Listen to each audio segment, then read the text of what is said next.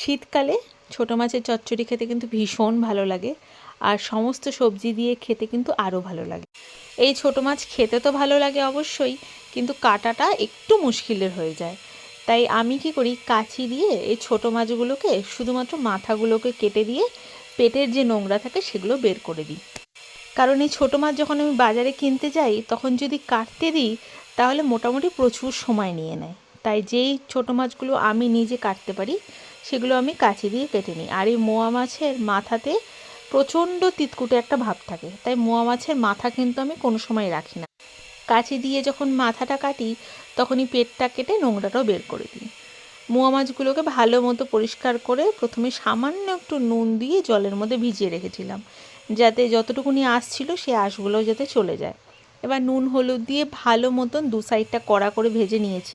অন্যদিকে সবজির মধ্যে শীতকাল যেহেতু পেঁয়াজ কলিটা দিতেই হবে, আর দিয়েছিলাম শুধুমাত্র আলু আর বেগুন, ব্যাস।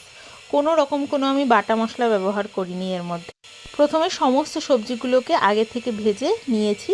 তার মধ্যে পেঁয়াজ কুচি দিয়েছিলাম হলো টমেটো কুচি, ছেঁড়া কয়েকটা লঙ্কা। সমস্ত কিছুকে বেশ ভালো মতন আগে ভেজে নিচ্ছি।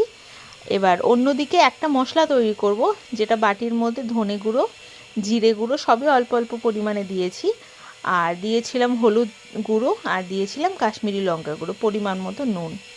সমস্ত কিছু দিয়ে ভালো মতন একটা জল দিয়ে পেস্ট গুলে নিয়ে সেই যে সবজিটা ছিল সেটার মধ্যে দিয়ে দিলাম। অনেককে দেখেছি যে পেঁয়াজ, আদা, লঙ্কা, টমেটো হালকা একটু বেটে নিয়ে দেয়, আর আমি কিন্তু মাঝে সাঝে একদম বেটে দিই না। আর হঠাৎই যদি মুড হয় আমার তাহলে বেটে দিই। আমি কিন্তু ফোড়নে শুধুমাত্র কালো জিরা দিয়েছিলাম। আর আমার যে মামি আছে সে ফোড়নে হচ্ছে মেথি দেয়, সেটার গন্ধটা আরও সুন্দর লাগে। ঠিক আছে, মেথি দিয়ে আমি অনেক দিন আগে একবার করেছিলাম, কিন্তু আজকে শুধুমাত্র কালো জিরা দিয়ে করেছি। তোমরা যারা এই চচ্চড়ির মাছ খেতে ভালোবাসো একবার সামান্য একটু মেথি ফোড়ন দিয়ে তোমরা বানিয়ে দেখো, ভীষণ ভালো লাগে খেতে।